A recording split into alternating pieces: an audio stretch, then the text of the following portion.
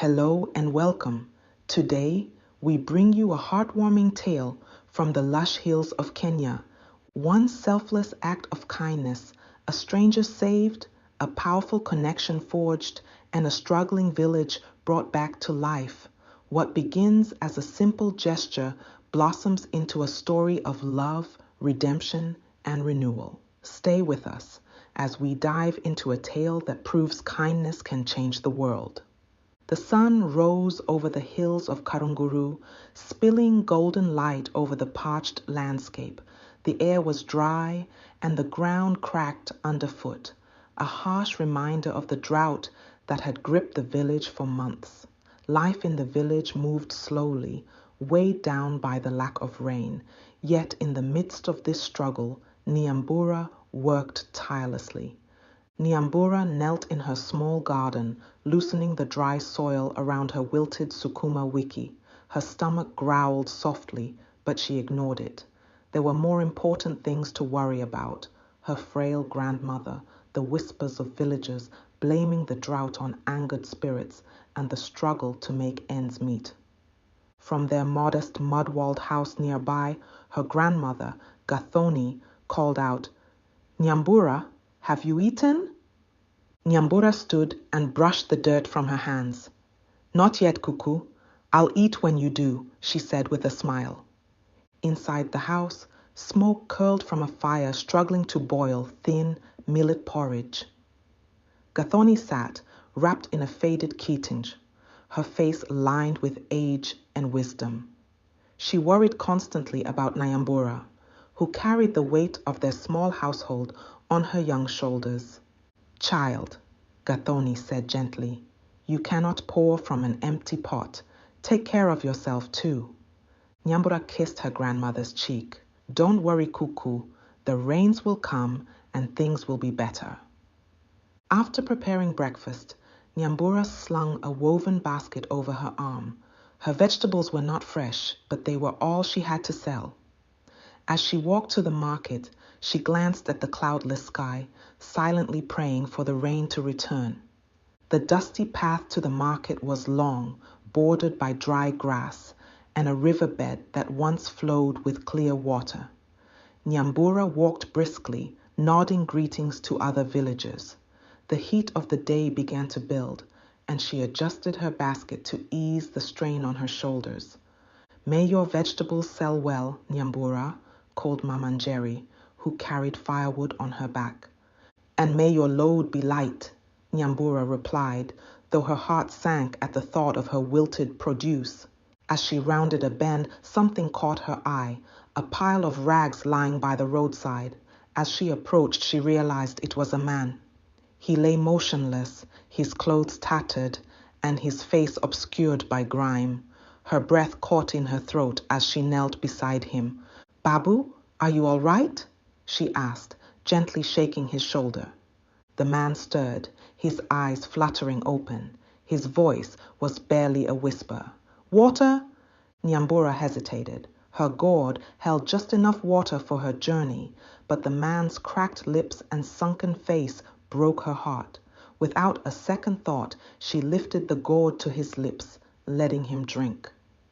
He gulped the water greedily, though his strength remained weak. "Thank you," he croaked. Nyambura looked around, but there was no one in sight to help. Summoning all her strength, she hoisted his arm over her shoulder and began the long walk back to the village.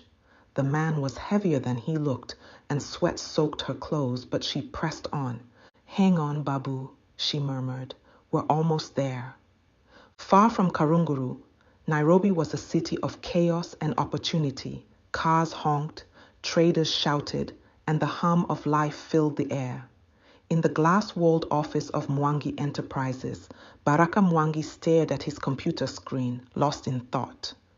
He was a successful businessman, yet his heart carried the weight of an unresolved past. Baraka's father, Mzee Karanja, had disappeared years ago after a family dispute.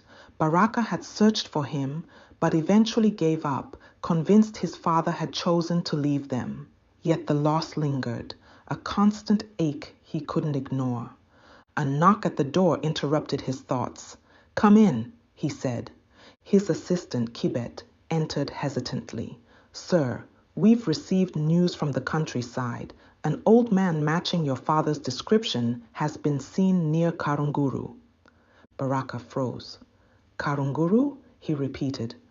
"Yes, it's a small village. The sighting isn't confirmed, but—" "Prepare the car," Baraka interrupted. "I'm going there myself."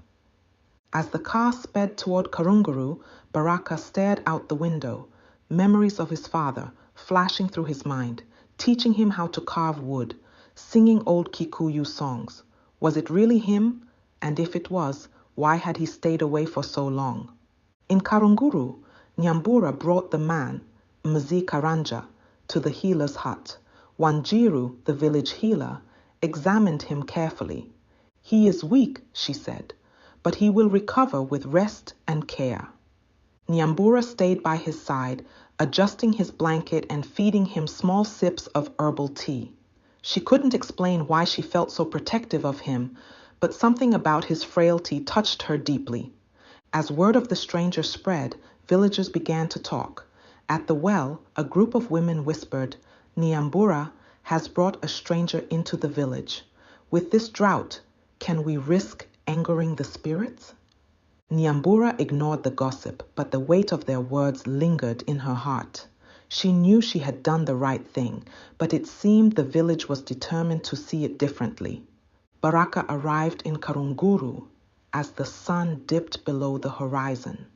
The village was quiet, save for the distant sound of goats and children playing. He stopped at the small guest house where Mama Wairimu greeted him with curiosity. "You're not from here," she said. "I'm looking for someone," Baraka replied. Mama Wairimu nodded knowingly. "You'll find your answers in the healer's hut." The next morning, Baraka made his way to the hut. He found Nyambura outside, her kitenge tied neatly as she spoke softly to the healer. When he asked about the old man, she hesitated, studying him carefully. "Who are you?" she asked. "I'm looking for someone," Baraka said. "An old man. He's my father." When Wanjiru emerged to say the man was awake, Baraka rushed inside. Mzee Karanja's eyes widened with recognition. "Baraka, my boy," he whispered. Tears welled in Baraka's eyes as he knelt beside his father. "I've been looking for you," he said. "Why did you leave?" Mzee Karanja smiled weakly.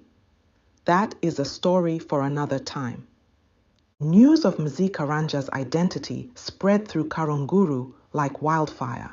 Some villagers welcomed the reunion between father and son, but others, led by Wanjiku, cast suspicion on Nyambura's motives. "She brought this stranger here for her own gain," Wanjiku said, her voice filled with scorn. "And now the rains come just as a wealthy man arrives? It's not natural." Nyambura overheard these whispers as she walked to her garden. She paused, her hands gripping her basket tightly. The words stung, but she pushed them aside. There was too much to do, and she had no time for baseless gossip. Baraka, meanwhile, began to learn more about Nyambura's sacrifices.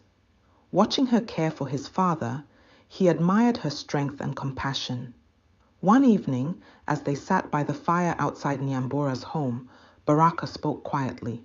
"Why didn't you leave him on the road? You could have walked away." Nyambura stirred the embers with a stick, her expression thoughtful. "Because it was the right thing to do. I couldn't leave him to die alone." Baraka's respect for her deepened, but so did his anger at the man who had caused his father's suffering. Mzee Karanja revealed the truth. Years ago, his business partner, Moria, had framed him for theft, destroying his reputation and forcing him to leave Nairobi in disgrace. "This Moria," Baraka said, his voice filled with determination. "He will answer for what he did."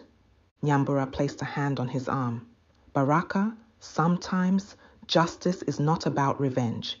It's about doing what is right for the future." Her words stayed with Baraka as he returned to Nairobi, determined to confront Moria and set things right. In Nairobi, Baraka faced Moria in a tense confrontation. Armed with evidence of corruption, he laid out his demands. Moria would resign and return the funds he had stolen from irrigation projects meant for Karunguru. Moria sneered. "You think you can threaten me? I built this company." Baraka leaned forward, his voice low and firm. "And I will tear it down if I have to. You stole from my father, from my company, and from people who needed that money to survive. You will make this right." Cornered, Moria reluctantly agreed. The funds were restored, and Moria quietly stepped down. But Baraka knew this was only the beginning. He needed to ensure the resources reached Karunguru and were used for the good of the village. Back in the village, the restoration of the irrigation system brought hope. Water flowed through the fields once more, and the first drops of rain began to fall. Villagers gathered in the fields, laughing and singing as the dry earth drank deeply. Nyambura stood at the edge, watching as the land transformed before her eyes. "You've brought life back to this place," Baraka said, stepping beside her. Nyambura shook her head. The land was always alive. It just needed help to grow. As the village flourished, Baraka and Nyambura grew closer. They spent hours working together to plan projects for the community. A new water reservoir, better farming tools, and even a small school. Yet, despite their shared vision, Nyambura kept an emotional distance.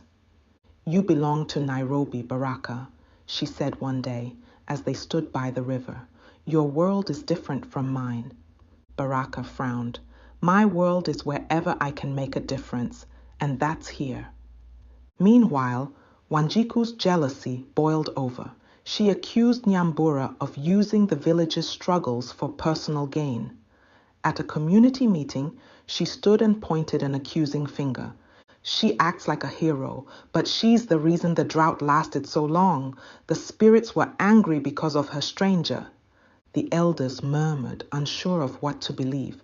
Baraka stepped forward, his voice calm but firm. "Nyambura saved my father's life when she had nothing to gain. She has worked tirelessly for this village. If anyone deserves your trust, it is her." His words silenced Wanjiku, but Nyambura still felt the sting of the accusations. Later, Baraka found her alone in her garden, her head bowed. "Don't let their words weigh you down," he said. "You are the heart of this village." Nyambura looked up at him, her eyes filled with uncertainty. "Sometimes I wonder if I am doing the right thing." "You are," Baraka said, "and I will stand with you every step of the way." With the irrigation system repaired and the rains returning, Karunguru began to thrive. Crops grew tall, and the fields turned a lush green. Villagers worked together to rebuild, their spirits lifted by the sight of life returning to the land.